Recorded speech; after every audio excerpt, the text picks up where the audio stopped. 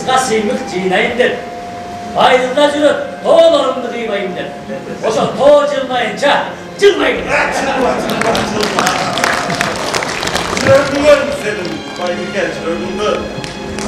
Байбике, 50 жашка толгондо ашуудан берген ат чокум аттуу чыгармандан бир жакшынакай чыгарманды окуп берчи. Мен муну элге кошулуп алып, чыгарманга сүңгүп кирип, рахат алып отурайын Байбике. Толкун болуп, деңиздин күчтүү жери, толкундай бол, Кыргыздын жигиттери, 99 өнөрдүн ээси бол деп, тоолу кене төрөгөн сени мени. Эй, баракелде! Чоку болуп тоолордун бийик жери, чокудай бол, Кыргыздын жигиттери, чоку кармаган бол менен баатыр бол деп, чоң атабыз үйрөткөн сени мени.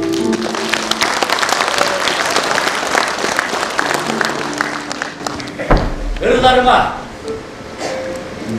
ортокмун, жыргалыңа азабыңа, ырдарым жөнөй берген сапарыңа, силерди өзүм үчүн жазган жокмун, эл журттун арасында жашагыла.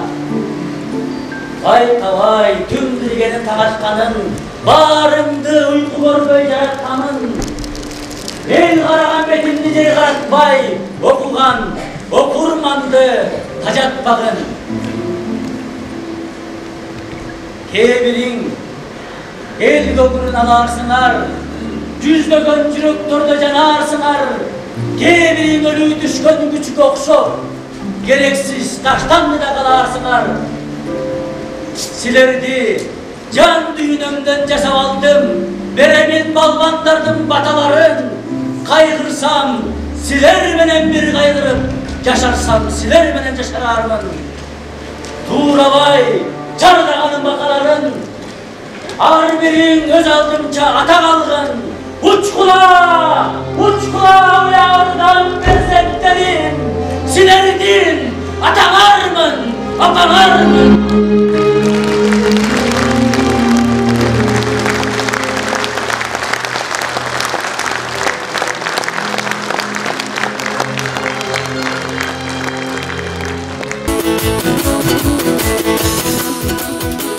Мен киммин, мен бир акын жаман сары, колунда койкоңдогон калем сабы, энекем эптеп төрөп койсо керек, Кыргызда көбөйсүн деп адам саны. Арыбаңыздар уюткулуу улуу журт, Кыргыздын классиги, Кыргыз эл акыны, Токтогул атындагы мамлекеттик сыйлыктын лауреаты, жалпы Кыргыз сыймыгы Байдылда Сарногоевдин 90 жылдык мааракесине арналган салтанатка куш келипсиздер. Халк эскерсе кай күнү, акыны тирүү ал күнү деп өзү жазгандай, талпынып күнгө кол сунган, таласың тосот, кел туган. Даңазадлуу Байдылда Сарногоевдин кичи мекени, ай көлү манас туу сайган, Кыргыз руханиятынын ташыдагы тарых сүйлөгөн таалайлуу таласка куш келипсиздер.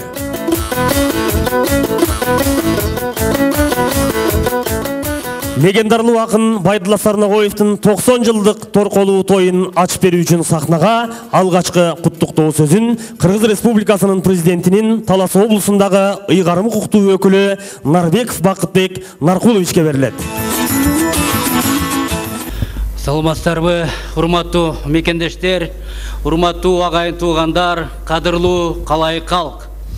Биз бүгүн сиздер менен Кыргыз адабиятынын өнүгүшүнө баа жеткис эмгек сиңирген ырлары ар бир окурмандын жан дүйнөсүнө кыттай уюп, эл оозунан түшпөй келе жаткан улуу талант Кыргыз Республикасынын эл акыны Байдылда Сарногоевдин 90 жылдык мааракесинде жүз көрүшүп отурабыз. Байдылда деген ким эле? Бал тилдүү ырдын пири эле. Кыргызга мындай акындар кылымда келет бир эле дегендей, кайталангыс талант Байдылда Сарногоевдин өзүнүн сыймыктуу орду бар. Ал Кыргыз Совет адабиятынын көрүнүктүү өкүлү. Кыргыз деп келгем дүйнөгө, кыргыз деп өтөм дүйнөдөн деп өзү айткандай, Байдылда Сарногоевдун ырлары эң ириде кыргыз элинин каада салтын, көнөрбес баалуулуктарын жана кыргыздын бийик рухун өзүнө сиңирген. Анын чыгармалары кыргыздын ооз-эки жана төкмөлүк өнөрүнө жакын болуп, улуттук колоритке сугарылган. Ал кыргыз менен каны жаны бир болгон. Кайталап кеткендей, кыргызым бүтпөс ырымсың, кыярбас кызыл туумсуң. Сан жагың чакан болсо да, сапатың менен улуусуң. Ал ар бир чыгармасы кыргыз жыттанган нукура элдик акын. Анын өмүр жолу, ички рухий дүйнөсү, пендечилик, жеке сапаттары канчалык жөнөкөй жана бийик болсо, поэзиясы да ошончолук жөнөкөй жана бийик, ошончолук оригиналдуу. Акын өзүнүн чыгармачылык башатындагы салттуулугун сактап, кыргыз элинин баалуулуктары, көнөрбес мурастары, мекендин ыйыктыгы темаларында чыгармаларын жаратты. Ал өз элине жакын акын болду. Элида Сарногоевду Байдыке деп урматтап, акындын китептерин ушул кезге чейин издеп таап окуйт. Ошондуктан Байдылда Сарногоевдун китептерин басмадан чыгып электе талап кетишет. Анын ашуудан берген отчетум ырлар жыйнагы буга чейин 4 жолу кайра басылып чыкты. 1986 жылы бул ырлар жыйнагы үчүн улуу акынга Кыргызстан жазуучулар союзунун Алымкул Осмонов атындагы абройлуу адабий сыйлыгы ыйгарылган. Байдылда Сарногоев бир нече элге кеңири таралган обондуу ырлардын сөзүн жазган. Акындын акчыны, кыргызымдын жигиттери, жаштарга, Дилбар, Жылкычы бозой, жайдын бир түнү, музыка, кызыл гүл, от койгун махабаттын милтесине, кайсы сенин терезең, биз калдык жана башка 60 текстине музыка жазылган. Аталган ырлар күнү бүгүнкүгө чейин сахналарда жана эл ичинде ырдалып келет. Тилекке каршы 2004 жылы 72 жаш курагында акыныбыз дүйнө салган. Улуу акындын ысымы анын өлбөс өчпөс чыгармалары менен бирге кыргыз элинин жүрөгүндө түбөлүк сакталып калды. 2010 жылы Байдылда Сарногоев атындагы эл аралык адабий сыйлык уюштурулган. Акындын ысымы 2019 жылы Талас областынын Бекмолдо аймагындагы Сасык булак айылындагы жаңа ачылган маданият үйүнө ыйгарылды. Бүгүн жалпыбыз Талас шаарынын так ортосунда коюлган эстелигинин ачылышына күбө болдук. Байдылда Сарногоев бүткүл өмүрүн поэзияга армаган, таасын талант. Ал туубаса патриоттук сезими бар акын. Жүрөгүнүн терегинде түбөлүк оттой жанып турган, эл жерге болгон сүйүү алып жүргөн акын катары элдин сүймөнчүлүгүнө айланды.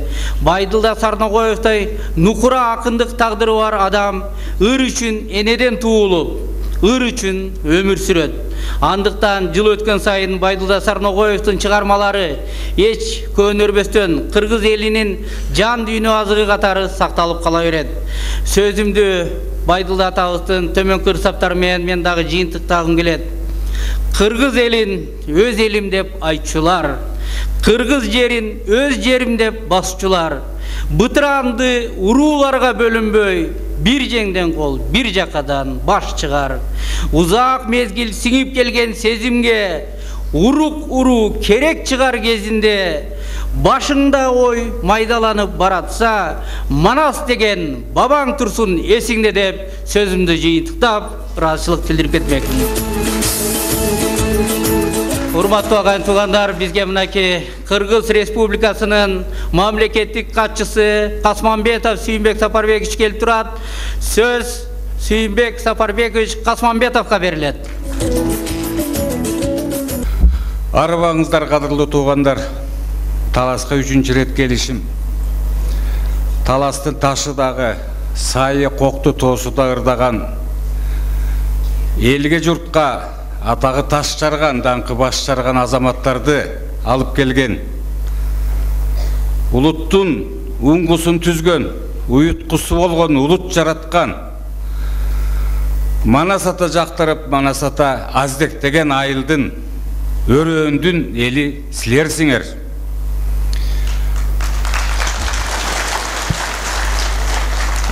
Байдылда Сардоғоев менин аяш атам. Атам экөөнү көп эле арак ташыдым. Мына заркарлар баскан турганынан билинет. Азыр эле Байдыкемдин ырларын угуп атасыңар. Көрдүк. Ар бир сөзүбүздө Байдыкемдерин даңазалап айтып атабыз. Мен өз сөзүмдө Байдыкем ыры менен, сөзү менен, жүрүш-турушу менен эмнеге көңүл бурган, кыргыздын эмнесин даңазалаган, эмнесин унутпай ушунга алып келели деп какшап жүрүп өткөн ошол тууралуу мен кеп кылгым келип атат. Байдыкеме келердин алдында колума тийгени 72 жолу ар кандай гезит журналдарга маек берген экен. Маектеринин ичинде кайсы маселелерди бу киши көтөргөнүнө кызыгып көрдүм. Кыргыз наркына аябай кызыккан экен. Наркты көп айтчу экен. Кыргызда сөз бар. Жаан шарылдатып коюп, мөндүр түшүп, бир топ жигиттер менен курултайдан кайтып келаткан Орманхан эшигинин алдына келсе, боз үйдүн эргилчегинде жоолук таңылып турган экен дейт.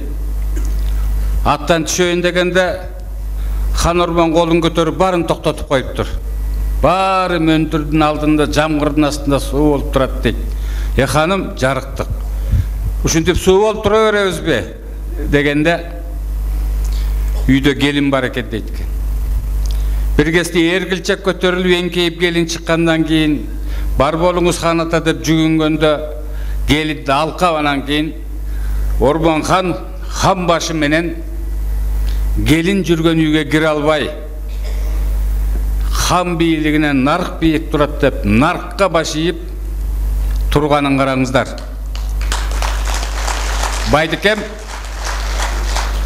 ушинтип кыргыздын наркына салтына даңазалаш керек деп 1957 жылы Ала Тоо журналынын ошол кездеги редакторларына ушундай маек берген экен нарк тууралуу.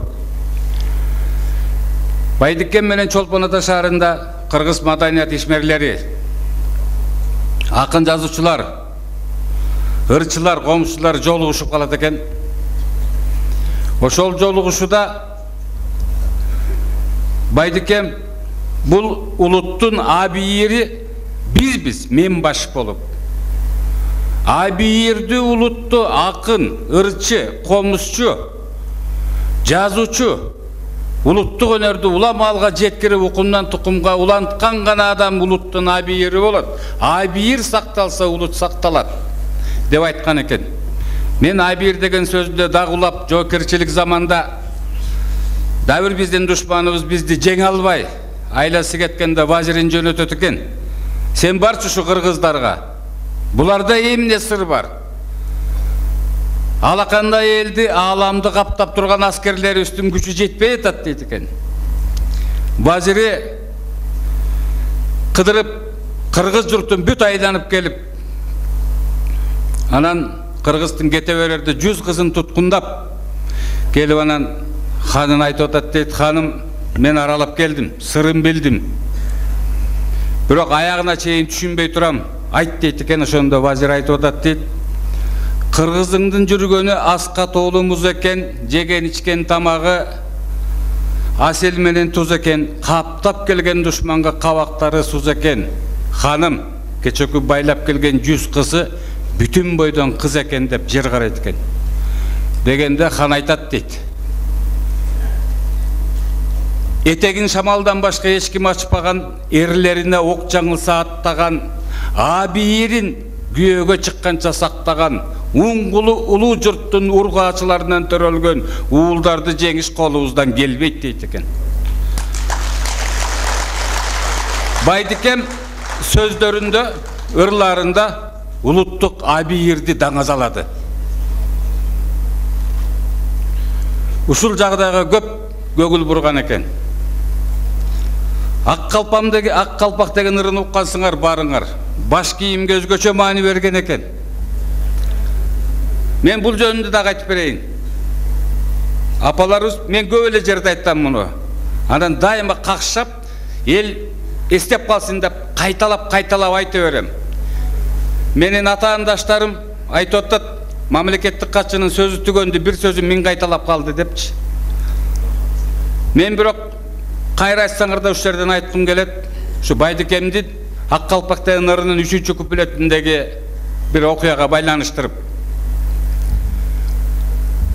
Келечекте орогондо биринчи оромун айлантып келип, орогондон кийин биринчи оромун дуба кылып, билимдүү, илимдүү бололук деп. Экинчи оромун орогондо эркиндикте бололук деп. Үчүнчү оромун оңдогондо үч аркар үстүбүздөн кетпесин, үркөрүбүз үркпөсүн деп. Төртүнчү оромунда төбөбүз бийикке жакындасын деп. Бешинчи оромунда белдүү азаматтар элибизди тегерек турсун деп. Ырым кылып, келечекте 40 оромго жеткирет экен. Жоокерчилик заманда келечекти жазып жиберсе, 2 баатырга ак кепиндикке жетет экен. 40 кишиге ак досторконго жетет экен. 65ке бешик боого жетет экен. Апаларыбыз башында килейген эле куралды көтөрүп жүрөт экен. Апаларыбыз алабаканды кармап алып төрөп, балдарына бешикке бычакты кошо бөлөп, капшытка калканды, капкакты жөлөп, журт которулуп көч башталганда алдыга түшүп жөнөп кыз оюндарын кылып, наркын сактап, баркын сактап, ар биринин кийген кийиминен баштап баскан турганына чейин кыргыздын наркын канына сиңирип жетирип турган дери деп. Келечек жөнүндө өзүнүн Ак Калпак деген ырында 3-чү, 4-чү куплеттеринде айтып кетип атат. Мен келечекти ошого дагы ушу улуу акыныбыз, бизге сая сүйлөгөн акыныбыз ушундай маселелерге көңүл бурган экен. Кытай уюп эле кыргыз тарыхын, салтын, наркын кошала жүргөн экен. Ар бир сөзүндө, ырларында бир жеринен болбосо бир жеринен жырып, улуттук нарк, насил, салт, адат, абийир, дил, тил кылтайып башын көтөрүп чыгып турат. Карамолдо Орозовго байланышкан иш-чара өтүп аткан экен, журналисттер интервью алып калат. Ошол маектердин биринде комузга, күйгө кыргыз журтунда кандай таасир калтырат? Үч эле кылга симфониялардын барын батырып койсо болот деген тилекте ойлорду айтып кеткен экен. Байдылда Гайыбыздын ушул оюн дагы улантып, сиздерге мен да бир окуяны айтып берейин. Биз билебиз, акыркы 100 жылга чейин кыргыз журтчулугу кылт иштеп, кылыч чайнап, тебете силсең тебете силкем деп, чумурткадан кырыз деп кырыбызга келген душмандар менен кырылышып, жер талашып, суу талашып, өр-төр талашып жүрүп келген жоокер элбиз. Ошо жоокерчилик заманда булар баатыр эл экен, ат үстүндө төрөлүп, көч үстүндө өлөт экен. Жада калса апалары да алабаканды карбай калып тап берет.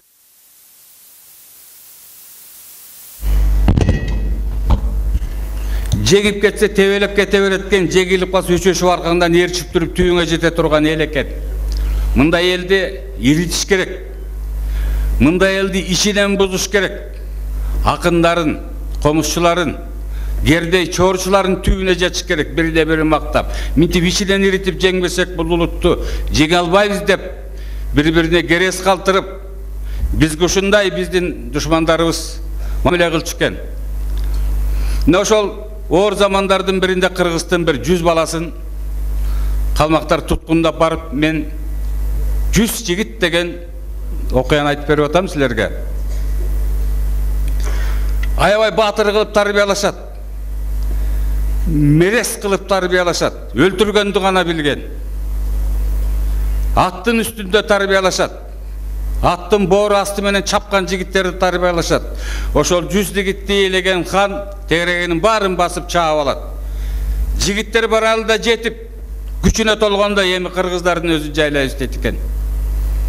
Ошол убакта ошо жигиттердин атка мингенин бир кыргыз көрүп байкап калат экен. Атта желке жал, орто жал, анан ыйык жал деп коет. Кыргыздын жигиттери ыйык жалдан кармап атка секирип минишет. Жалды кармагандан байкап калып, бул бай бизден кеткен 100 балдар, 100 жигит окшойт деп үйдөгүлөр кеңешет. Душман каптап келсе кантип туруштук беребиз деп. Кичинекей курултай өтөт дагы, биринчи тосотту коебуз. Биринчи тосотто баатырларыбыз болсун. кармастын мизин кайтарсын деп. Экинчи тозотту коебуз. Энелерди, апаларды, эже карындаштарды коебуз деп. Үчүнчүсүн мен кийин айтам деп коет экен. Бая заман өзгөрүп, 100 жигит чабуулга чыгып тегерердин баарын талкалап Кыргыз айылына келатып, биринчи тозотту талкалап өтүшөт. Баарын кырып. Экинчи тозот айыл апа эже карындаштарынын баарын кырып жыйнап өтүп кетишет. Үчүнчүгө келгенде комуздун үнү чыгат. Дауышы далайга уулган добулбастын үнү чыгат. Гернейдин, Сурунайдын, Жезнайдын, Ыңырчактын үндөрү чыгып, күпүлдөп манас айтыла баштайт. Комуздун күсү күчөй баштаганда баягы 100 жигит баштары мыкчып аттардан кулап түшүп, комуздун күсү оостон ооз көтпөй кандан кан көткөн, дем менен келген, каныбыз менен келген кыргызга гана таандык үн обон чыгат. Мына ошол комуздун үнүн укканда жигиттердин бар аттан кулап түшүп, баштары айланып, аттан кыла жигиттер деп кайра артын көздөй барып, душмандын баарын талкалап, баягы кырылып калган бир туугандарынын баарын көмүп, анан апаларын издеп жүрүшөт дейт. Энесинин башын этегине салып алып, денесин издеп калчылдап таппай жүрөт дейт бир жигит. Экинчиси чабылган колун ийинге чаптай албай, жайнаган өлүктөн өз жерин аттай албай кыйналып тизелеп, ошол күүнүн күчү менен, нарк салттын күчү менен, кан менен өткөн касиетке күчү менен, ошол заманда ушундай окуялар болгон. Мына ушундай көрүнүштөргө өзүнүн ашуудан берген отчетумдун китебинде кириш сөзүндө улуу нарктуулукту, кандуулукту үйрөтпөгөн манасты Курандай жаттаган элбиз деп ушуга да көңүл буруптур кайран акыныбыз. Кой баарайт койдун тилинде, уй маарайт уйдун тилинде, уй менен койго жетпедик улуттук тилди билүүдө деп.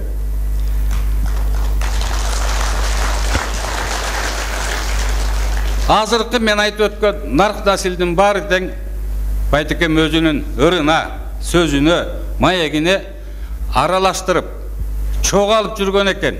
Ошон үчүн акын жазуучуларыбыз, ырчы комузчуларыбыз ушундай улуттук көрөнгөлүктүн, улуттук биримдүүлүктүн хан бийлигинен нарк бийиктеп, өз баркынан наркын бийик тутуп, дөөлөтүнөн сөөлөтүн бийик тутуп, намыс үчүн өлүп берген, үйүнө конок келсе жаңгыз атын союп берип, шылкыйып жер карап, чылбырын кармап туруп калган, аркасына бычак сайса алдынан кучак жайып тоскон айкөлдүгү да чексиз эл экенбиз.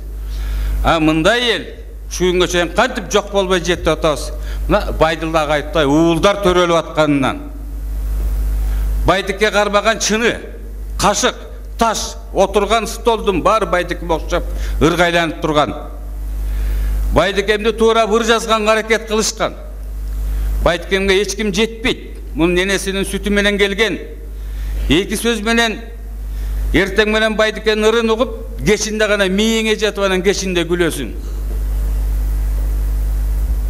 Мына ушундай уулдарды кең кол талас тарбиялап чыгып, журтка даңаза кылып эстелигин коюп атасыңар.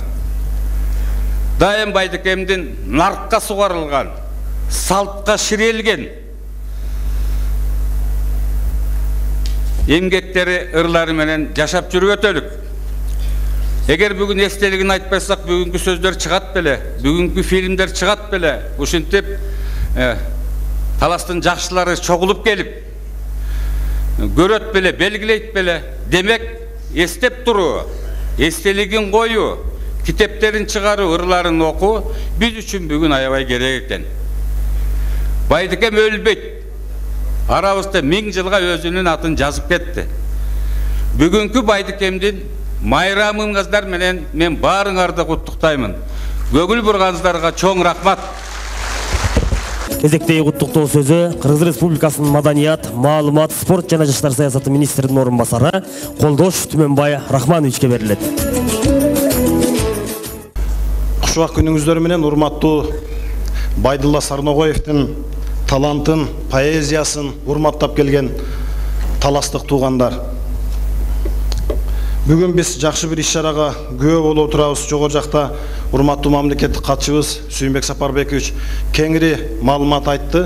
Мен дагы жалпы Кыргыз Республикасынын маданият, маалымат, спорт жана жаштар саясаты министрлигинин атынан жалпы Талас элин, жалпы кыргыздарды бүгүнкү ыр майрамы менен, бүгүнкү Байдылда табыбыздын 90 жылдык мааракеси менен куттуктаймын. Бүгүн залда Кыргыз Республикасынын Улуттук Жазуучулар Союзу баштаган, Кыргыздын эл акыны Сагын Ахматбекова баштаган бир топ акындар залда олтурат. Мен аларды көрүп турам.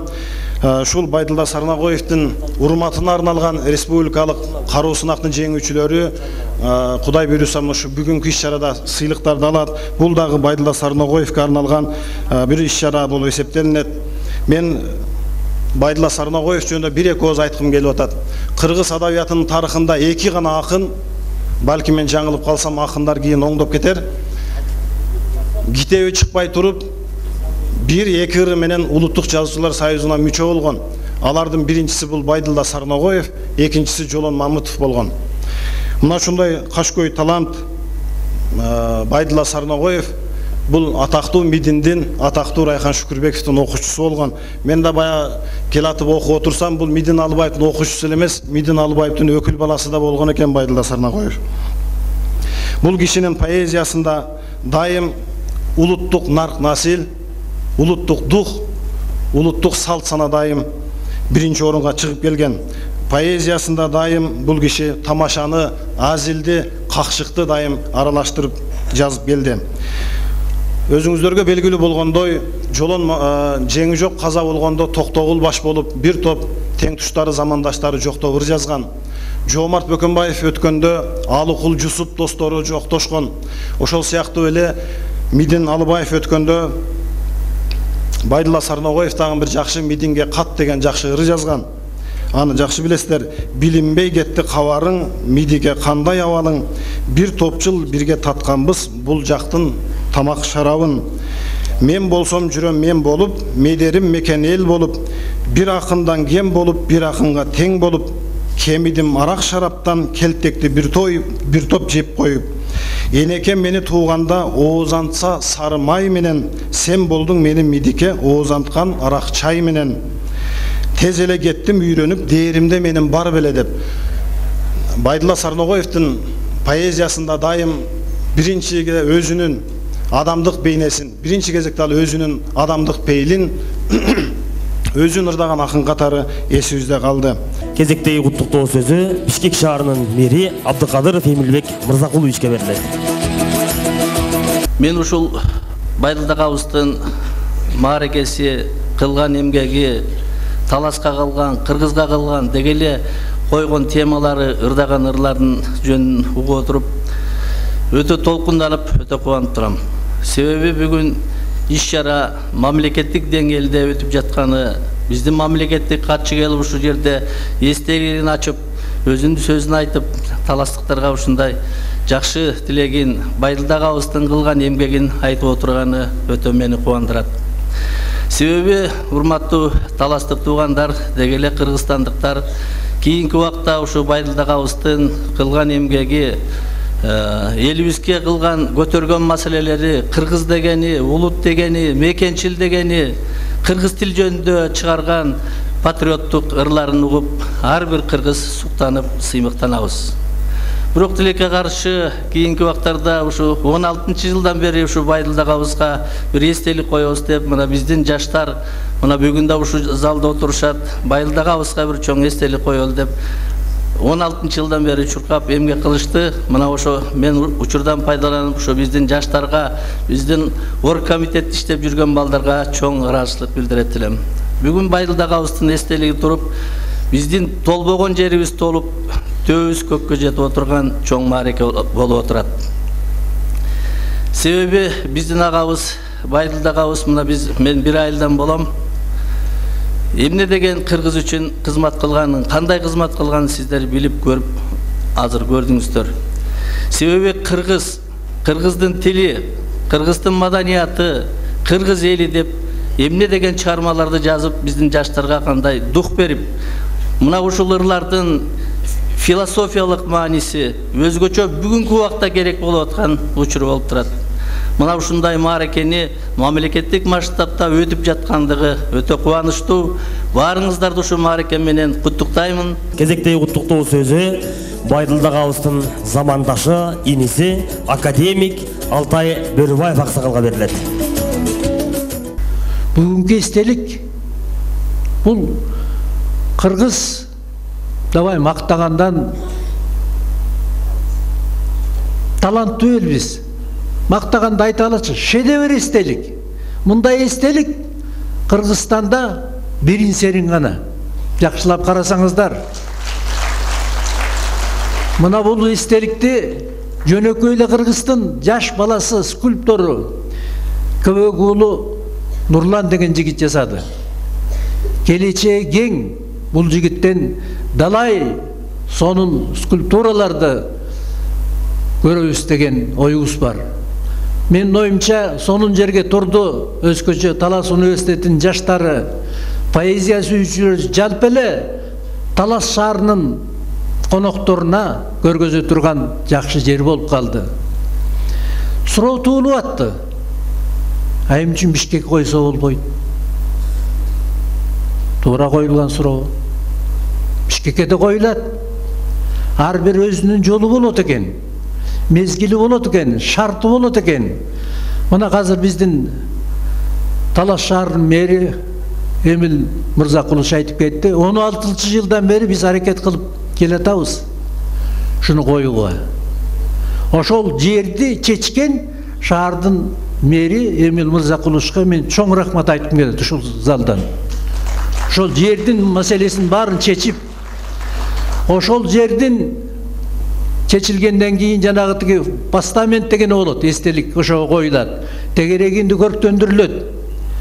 Аны чечкен Кыргыз эл курулушчусу Кең Талас коомунун президенти Аскар Молдобаевич аксакалыбыз отурат. Буга чоң рахмат. Жана Маданият министринин орун басары Алияс Алтын жөнүндө айтты. Мен аксакалдарды уюштуруп Алияс Алтынга бардым, Аскар Молдобаевичти баш кылып. Бир топ сүйлөшүүлөрдөн кийин, андан кийин чечилди. 3 миллион сом берип, ал жанагы эстелик эле кетти. Бекмолда айыл өкмөтүнө рахмат. Ошонун жаштарына, Таластын жаштарына, жана шаардын мэри айтып кетпеди жаштарыбызга деп. Жаштарга рахмат.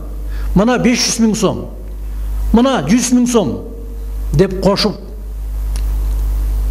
далай иш-чаралар өттү, дагы өтөт.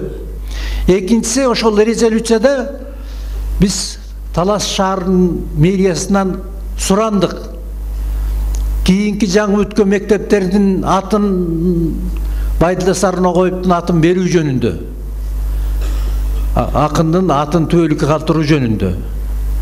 Ал эми келечекте Кудай буйруса 95 жылдыгы келатат. 100 жылдыгы болот. Бишкек шаарында дагы анын жакшынакай келишкен эстелиги болот Кудай буйруса. Ар бир нерсенин өзүнүн ныгы болот, жолу болот. Анан уюштуруу тобу, демилгелүү топ ал кишинин чыгармачылыгы боюнча конкурс жарыяланган. Азыр чыгып жыйынтыкталат, айтылат. Биринчи сыйлыгына 100 000 сом, экинчи сыйлыгына 70 000 сом, үчүнчү сыйлыгына 50 000 сом. Андан башка кызыкчылык сыйлыктар бар. Ошолордун баары бүгүн айтылат. Ал кишинин басып өткөн жолу жөнүндө даректүү фильм тартылды. 30 мүнөттүк. Ал көргөзүлөт. Кыргыз телевидениесинен 90 мүнөттүк передача болду. Кыргыз эл акыны Кожокелди Култегин алып барды. Маданият министрлигине рахмат. Мен кыскартып айтайын, ал узун министрлик. Министрдин орун басары абдан жакшы сөздөрдү айтты. Рахмат. Жакшы иш алып бардык. Мурдагы министрибиз менен дагы, жаңы министрибиз менен дагы Кудай бурса дагы иштер алдыда көп. 18-inde айтып кетти. Опера балет театрында Кыргыз Республикасынын жетекчилеринин катышуусу менен чоң салтанат болот. Анан Байдекемдин жана айтылып кетпедиби? Эң бир 60-тан ашык ырга жасылган оонду ырлары бар. Ошолордон түзүлгөн, театралдаштырылган бир ажайып бир жакшы концерт болот. Кезектеги куттуктоо сөздөрдү Байдылда атабыздын замандаштары, Кыргыз Республикасынын эл мугалими, Кыргыз педагогикасынын камбакайы Бектур Исаков агайыбызды, Байдылда атабыздын замандашы, айылдашы, иниси ардагер мугалим Кезексары Исаков агайыбызды, жана ошондой эле акын Кыргыз Республикасынын маданиятына эмгек сиңирген ишмер, Байдылданын батальонунун мүчөсү Масалбек Шабданов аксакалды, шакирти кыргыз эл акыны Кыялбек Урманбетов агайыбызды, жана Кыргызстан улуттук жазуучулар союзунун төрагасы акын маданиятка эмгек сиңирген ишмер Нурлан Калыбековду сахнага чакырабыз. Байдылданын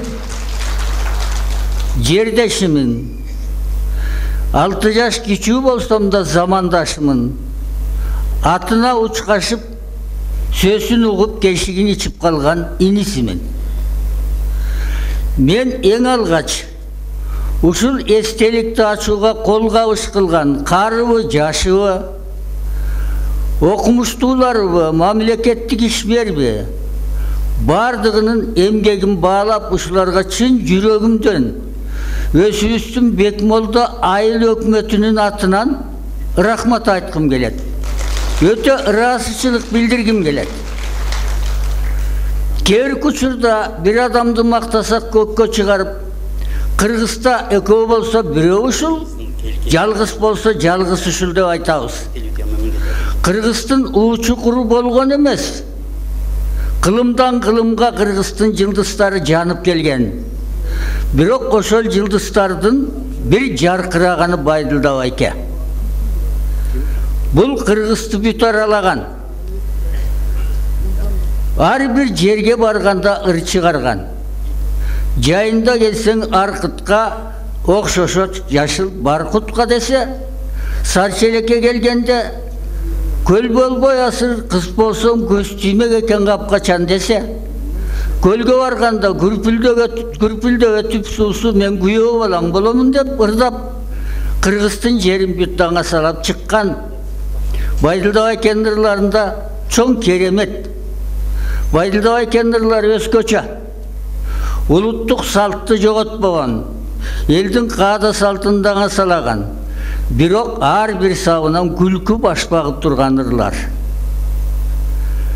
Аспы көппү өмүр алып дүйнөдөн, акыл өттү, акын өттү миңдеген.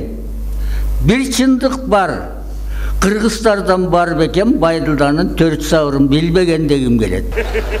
Бир гана жери Байдыкем ката ооруп атканда түш көрдүм эле.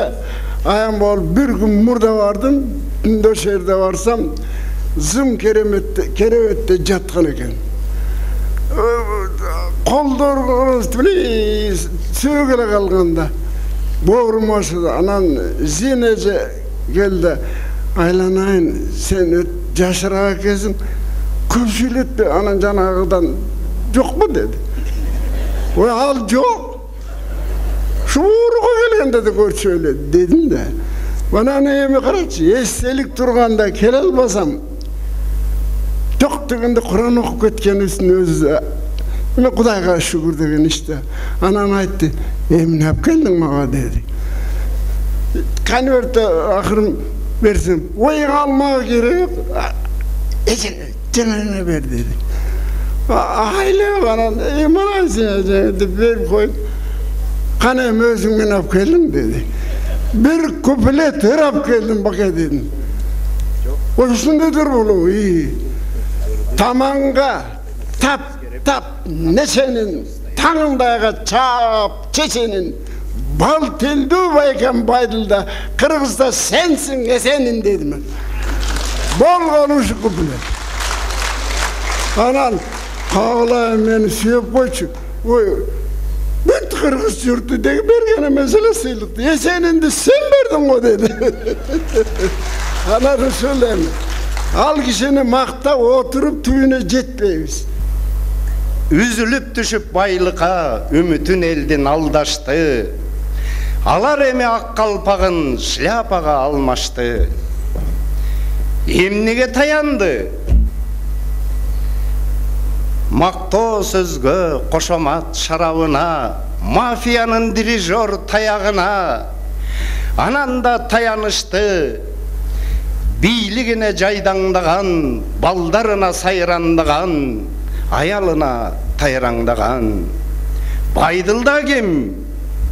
Өз айткандай, ал бир акын жаман сары, колунда койкоңдогон каламсабы, кыргыздын бактысына келген экен, кыйынго андай эми жаралмагы. Эмнеге таянды? Көк тиреген тоолоруна, көкүрөккө батпаган боронуна, ак калпак кыргызына, а бирок эсмас эмес соолоруна. Ажолор кантты? Кара жанын ойлоп жүрдү, каалагандай тойлоп жүрдү, жерди сатып, элди ыйлатып, желбелектеп, ойноп күлдү. Аркасында не калды? Чөкө таандай чурулдаган арыз бар, чөбүрөңө жете турган карыз бар. Байдылда кантты? Ырын чапты, намыска чуркасын деп, ырыска жүзүбүздү нурдасын деп, менин бутум сынса дагы элдин куту сынбасын деп. Аркасында не калды? Жанга кубат азили бар, жалаңырдан кыргызга азыгы бар. Ажолор кетти, чыр калды, акын кетти, ыр калды. Баракелде, ыраазычылык билдиребиз. Сөз Жазуучулар союзунун төрагасы Нурлан Калыбеков, сизде келиңиз. Мен 90-жылы 10 класста окуп атканда мектептен көргөм. Айзада Бегим Кулова, Көчкөн Сактанов, анан Байдылда Сарногоев биздин айылга барган. Ошондо мектепте көргөм. Анан менин айылым тууралуу аябай көп жазган. Мен Аксынын Сарчелек коругу Аркыт айылынан болом. Өзүм ошол жерде төрөлүп чоңойгом. Сарчелек тууралуу, Аркыт тууралуу абдан ырлары көп. Кийин анан университетте окуп жүргөндө биз дубал гезит чыгарып интервью алганы барганбыз. Дубал гезит Жаш толкундар деген ийрим бар эле. Анан барып кыргыз эми сурайт да, кай жактын кулунусуң, кайсы баласың деп. Мен айтып берсем көзү жайнап, агылайын сен өзүмдүн илинип турбайсыңбы деп. Мен Сарчелекте 5 жолу болгом деп. Анан Сарчелек тууралуу, Аркыт тууралуу, Сарчелек Тикселкиге, Жаңы жол, Тегене деп аябай ырлары көп да бул кишинин. Анан эми Байдыке биздин аң сезимибизде кытта үйүп калган акында. Орустарда Сергей Есенин, тиги шотландык эмеле жана Роберт Бьорнс сыяктуу улутуна сиңип кеткен акындар аз эле болот, чандаганы болот да. Анан бул идея, бул Байдылда Сарногоев сыйлыгын уюштуруу, ушуну төөлүккө калтыруу бир 2-3 жыл мурда башталган. Таластын кулуну мыкты жигит бар, Кубат Болотканов деген досум. Ошол 2019-жылы келип Союз экөөбүз сүйлөшүп, Байдыкени эмесин фестивалын өткөрүп туралык. Бекмолда айыл өкмөтү, Кудайга шүгүр бай айыл өкмөт ушинтип иш кылалык деп идеяны баштап 2020 киришип атканда пандемия болуп кетти. Пандемиядан биздин досторубуз өтүп кетти. Биз депрессияга түшүп калдык. Анан ошентип келип юбилейге туш келип калды бул. Ушул бир 2 жыл мурда эле башталган идея болчу. Биз эми чыгармасы чөйрө аракет кылганбыз. Эми Байдыкенин арбага эң негизи бизге ыраазы болсун. Сөз кыргыз эл мугалими, кыргыз педагогикасынын камбакай Бектур Исаков агайга берилет. Келиңиз агай. Бүгүнкү жыйынтык жана Кыргызстандагы тойлонуп жаткан нерселер менен Байдылда Сарногоев элдик гениалдуу акын.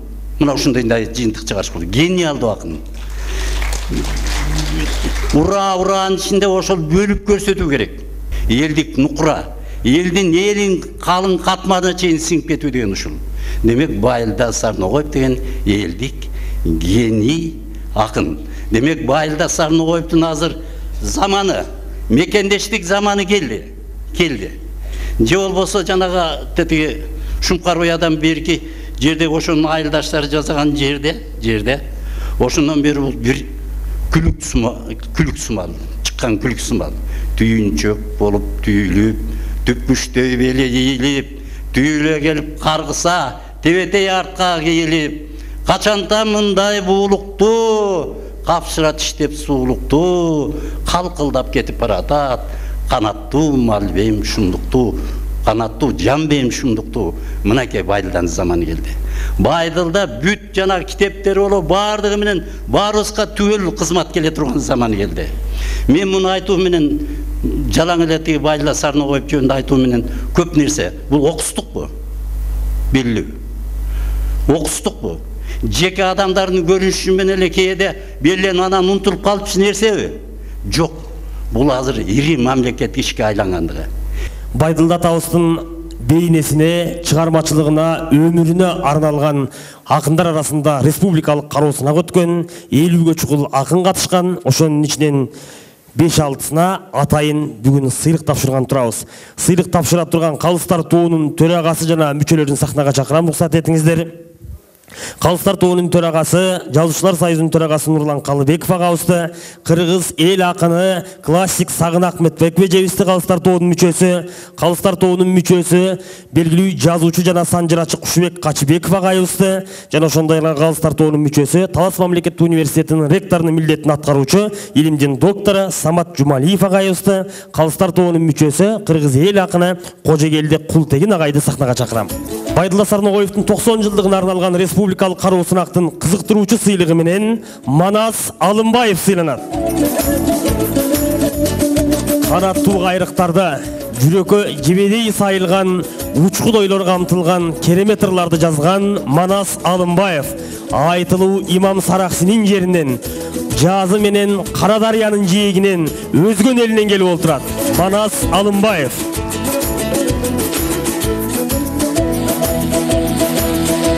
Акчалай сыйдык жана Байдылда Сарногоев атындагы төш белги тапшырылууда.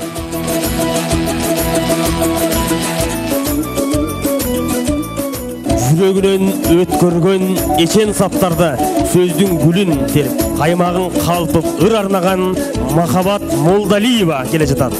Жаш акын Айтматов атындагы мамлекеттик сыйлыктын лауреаты Бердибек Жамгырчиев сыйланат.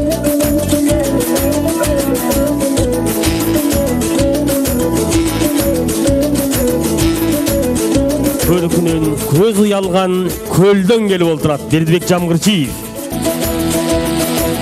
Байдылда Сарногоев атындагы төш белги жана акчалай сыйлык менен, кызыктыруучу сыйлык менен Калчоро Көкүлов сыйланат. Ушундай эле кызыктыруучу сыйлык жана Байдылда Сарногоев атындагы төш белги менен Керимбек Кадыракунов сыйланат.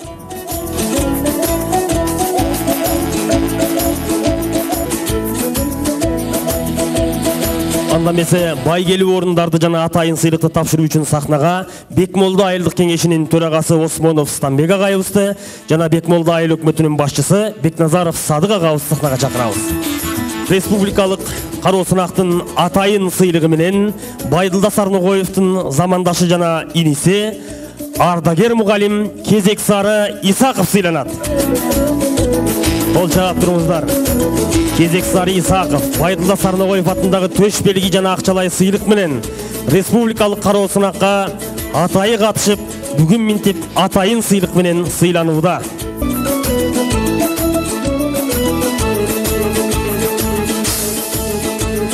Үчүнчү орун менен Таластын белдүү кыздарынын бири кыргыз поэзиясында өз ордун жана өз жолун таап, аргын чаап келе жаткан Эльмира Ажыканова сыйланат. Үчүнчү орун.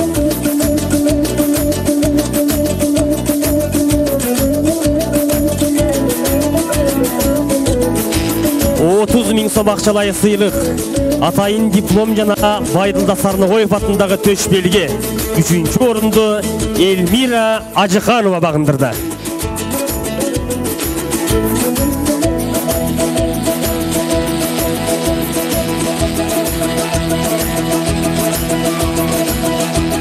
Байдылда Сарногоевдун 90 жылдык маракесине карата өткөрүлгөн калеминен өрт жанган акындардын арасынан экинчи орунду багындырган Жаннат Сабырбекова сахнага чакырылат. Жаннат Сабырбекова экинчи орун, 50.000 сом акчалай сыйлык жана Байдылда Сарногоев атындагы төш белги жана атайын диплом менен сыйланууда.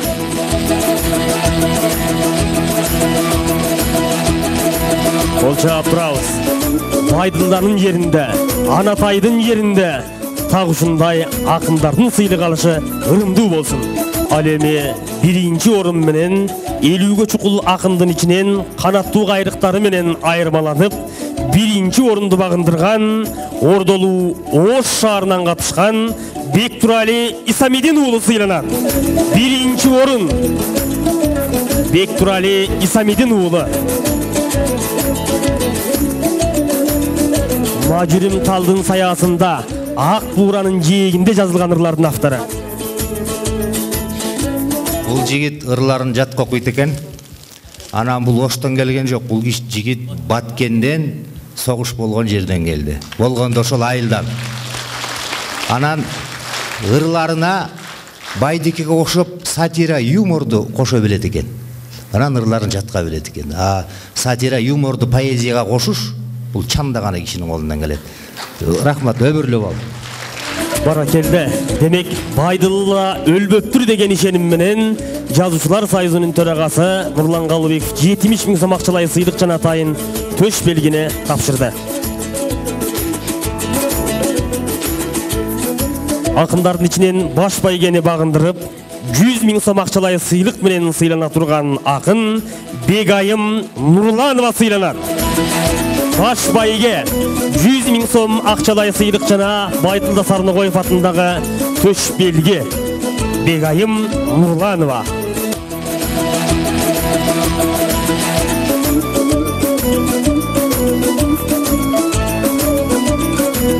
сом акчалай сыйлык жана ошондой эле Байдылда Сарногоев атындагы төш белги менен сыйланууда.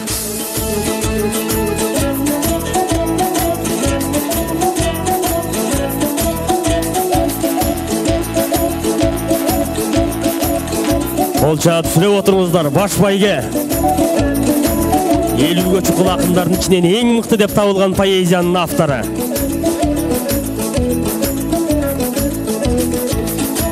Ошону менен катар Байдылда Сарногоевдун уулу Бактияр Сарногоев атабыздын портретин тапшырууда. Акындын руху түбөлүк колдоп, Байдылда атабыз сыяктуу канаттуу кайрыктарды сабалата жаза бериңиз. Ийгиликтерди каалайбыз. Кайран акын кадырыңды ким билет, кайра сен айтат экен жинди деп, бир үчүн бир өмүрүң сарптайсың, бир окурман табасың же таппайсың. Түмөн түйшүктүү акындыктын сапары байсалдуу болсун Бегайым. Жыйынтыктоочу сөз Байдылда Сарногоевдун уулу Бактияр Сарногоевго берилет. Саламатсыңбы, талас элим? Мен биринчиден силерге терең ыраазычылык билдирем. Ошо атамды сыйлап, атамды урматтап, эскерип, жүрөгө бара турган жылуу сөздөрдү айтылды биякта. Талас эли, намыскөй, билимдүү, маданияттуу эл. Сөзүнөн кайтпаган, чындыкты айткан, эркиндикти сүйгөн, акыйкатка күйгөн эл. Ушундай батыр элден Байдылда Сарногоевдой чоң таланттар, улуу акындар чыгат. Эми мен биз туугандарыбызга, чокудай болгон байкелерибизге, толкундай болгон инилерибизге чоң ыраазычылык айтам. Анткени ушундай кереметтей болгон заңгыраган эстеликти коюп беришти, чоң тойду өткөрүп атышат. Анан жылдар өтөт, кылымдар өтөт, көп нерсе унутулат. Бирок силер барда, кыргыз барда, талас эли барда, атамдын алтында жазылган чыгармасы эч качан унутулбайт, эч качан өчпөйт. Атам өзү эң биринчиден албетте Кудай берген чоң талант. Өзү айкөл, кыял кеч, ойчул, шайыр, алаканы ачык, меймандос киши болчу. Кыргыз жана дүйнөлүк адабиятты, өзгөчө поэзияны жакшы көрчү. Биздин поэзиядан Алыкул Осмоновду, Мидин Алыбаевдерди баалачу. Ал эми дүйнөлүк поэзиядан Александр Пушкин, Сергей Есенин Джордж Байрон, Роберт Бернс сыяктуу акындарды кызыгып укчу. Андан биздин кылым карыткан комуз күүлөрүн жакшы көрчү. Карамолдо, Ыбырай, атайлардын күүлөрүн кыялданып укчу. Өзү да комузду жакшы чертчү. Анан улутун сүйгөн, эне тилине күйгөн адам болчу. Орус тили, улу тил ушул биздин заманда бирок кыргызча сүйлөбөгөн жаманда. Эне тилин билбеген эси жогун аныктайт. Эне тилин сүйбөгөн элин сүйүп жарытпайт деп бир убакта чыккан атам. Анан өйдө жактан катусунга алынып, атама улутчул деген ардак нам берип коюшкан.